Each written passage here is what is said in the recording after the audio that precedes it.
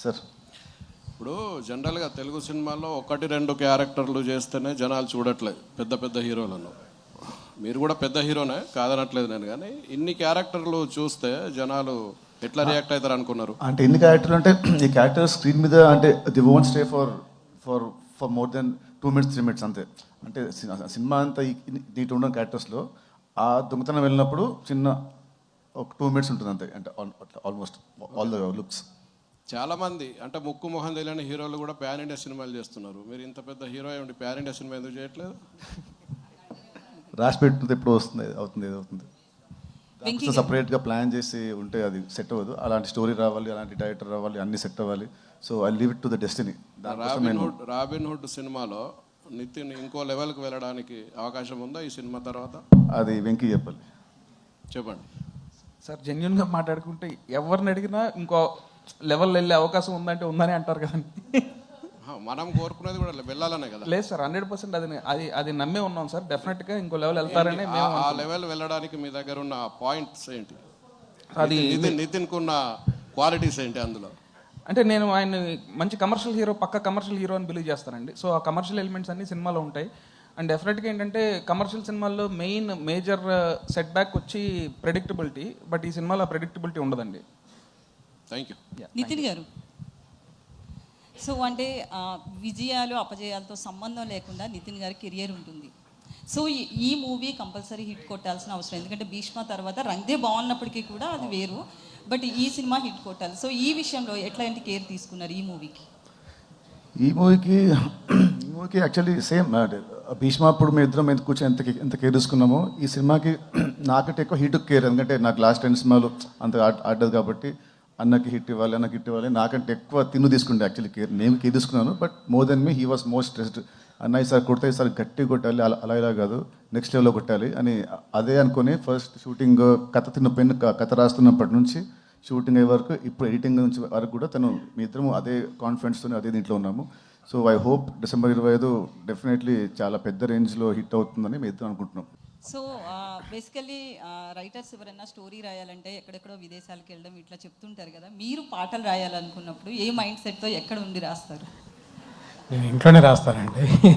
ఎక్కువ సినిమా ఆఫీస్లోనే ఎక్కువ రాయడం ఉంటుంది. సో సాంగ్స్ ఫారెన్లో తీస్తారు కానీ మేము ఫారెన్కి వెళ్ళి ఏం రాయము.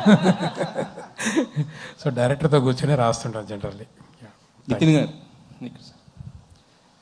అంటే మీరు పవన్ కళ్యాణ్ గారికి ఎంత పెద్ద ఫ్యాన్ చెప్పక్కర్లేదు. మీ సినిమాలకు ఆయన వచ్చిన ప్రతిసారి కూడా మీరు పెద్ద విజయాలే దక్కించుకున్నారు. గుండె జారిగల్లంత అయింది, ఇష్క్ వీటన్నిటికీ కూడా చాలా గ్యాప్ వచ్చింది. మధ్యలో కూడా ఆయన పిలవడం కుదరలేదు, రకరకాల కారణాలు. బట్ ఇప్పుడు అవైలబిలిటీ కూడా ఉంది, ఎందుకంటే ప్రొడ్యూసర్స్ కూడా వాళ్ళతో ఉన్న ర్యాప్ బట్టి.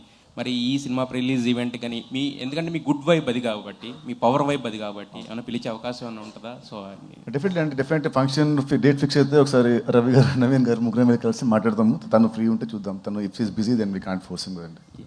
శ్రీలీల గారు, ఇప్పుడు అందరూ రాబిన్ హుడ్ అనేది ఈ ఫంక్షన్ జరుగుతుంది, ఇంతకుముందు యాంకర్ గారు చెప్పినట్టు కూడా. బట్ ఇప్పుడు ఆవిడ పిలవడం కూడా కిసిక్కు దెబ్బలు పడతాయి. ఈవెన్ నితిన్ గారు అయితే పాట కూడా పాడుతున్నారు. సో ఆ రేంజ్లో అది ఉంది.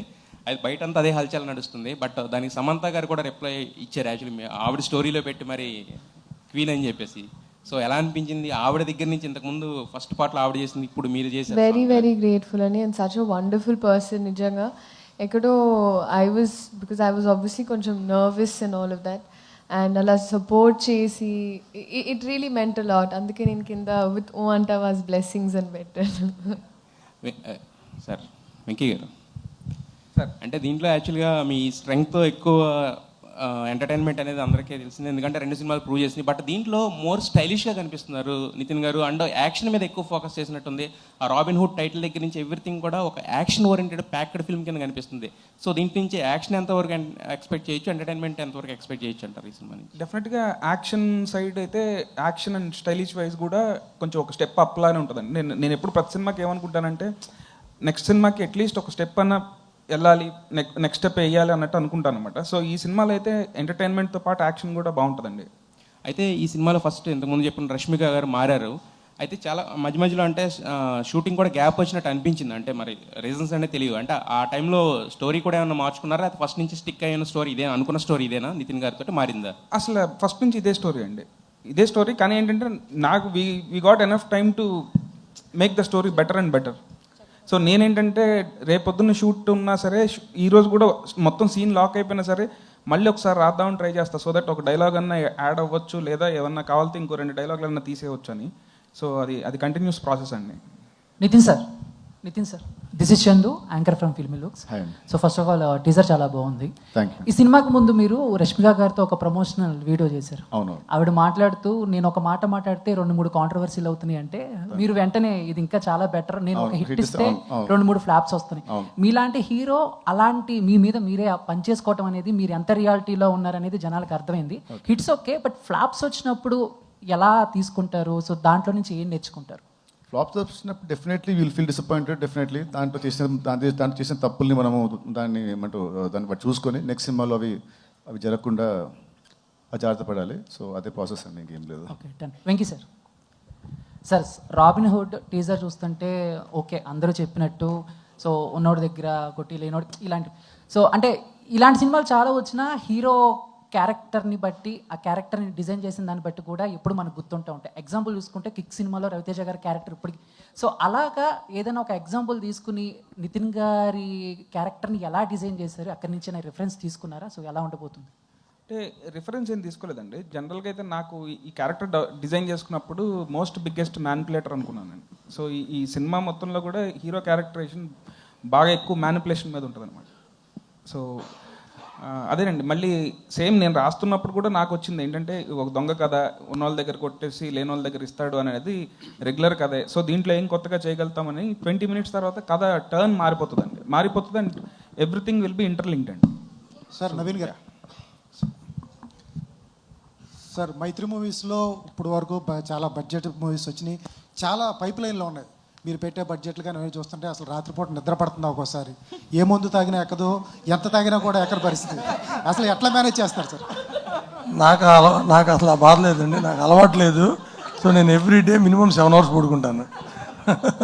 రాత్రి కూడా పడుకున్నా, రాత్రి 10:30 పడుకున్నాను, 6కి లేచాను. అసలు బాధ లేదు, ఆ టెన్షన్ లేదు. శ్రీలీల గారు,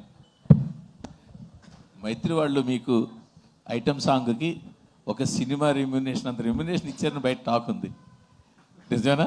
మేము ఇంకా అసలు మాట్లాడుకున్నాం, మేము ఇంకా ఆ టాపిక్లో ఆ టాపిక్కే రాలేదండి మాకు. అంటే ఇంకా రెమ్యునేషన్ తీసుకోలేదా? ఆ టాపిక్ రాలేదన్నాను. అంటే అది నేను అడిగింది స్ట్రైట్గా, ఒక సినిమాకి ఎంత రెమ్యునేషన్ తీసుకుంటారో అంత రెమ్యునేషన్ ఓన్లీ ఒక సాంగ్కి ఇచ్చారు. టాపిక్కి రాలేదు, అంటే ఇంకా రెమ్యునేషన్ ఇవ్వలేదు అసలు మాట్లాడుకోలేదు కూడా. అదే టాపిక్ రాలేదు. నా డౌట్ ఏంటంటే ఇప్పుడు నీ మైండ్లో ఇక్కడ ఉంటుంది, వాళ్ళ మైండ్లో ఇక్కడ ఉంటుంది, అప్పుడు ఏంటి? అది ఆ క్వశ్చన్ కూడా చెప్పండి. అదే కదా, ఆ క్వశ్చన్ కూడా ఆన్సర్ చెప్పండి. నితిన్ గారు అడిగారు, మీ మైండ్లో అక్కడ ఉంటుంది, వాళ్ళ మైండ్లో ఇక్కడ ఉంటుంది. శ్రీలీల గారు, యాక్చువల్గా అంటే ఈ సాంగ్కి పర్టికులర్గా కిసక్ సాంగ్కి ఒక బాలీవుడ్ స్టార్ శ్రద్ధా కపూర్ని అనుకున్నారు, బట్ అనుకొని ఏమైందో తెలియదు. బట్ మీ దగ్గరికి వచ్చినప్పుడు ఇది మీరు ఒక ఛాలెంజింగ్గా ఫీల్ అయ్యారా లేదా ఒక బాధ్యతగా ఫీల్ అయ్యారా ఈ సాంగ్? బేసిక్గా అంటే నాకు ముందేమైందో తర్వాత ఏమైందో తెలియదండి. ఏ విషయంలో అయినా నా దగ్గరికి వచ్చిన తర్వాత అది నేను ఏదైనా, ఇప్పుడు రాబిన్ హుడ్ సినిమా అయినా నేను ఒక బాధ్యతలా తీసుకున్నా, పాట అయినా నేను ఒక బాధ్యతలా తీసుకున్నానండి.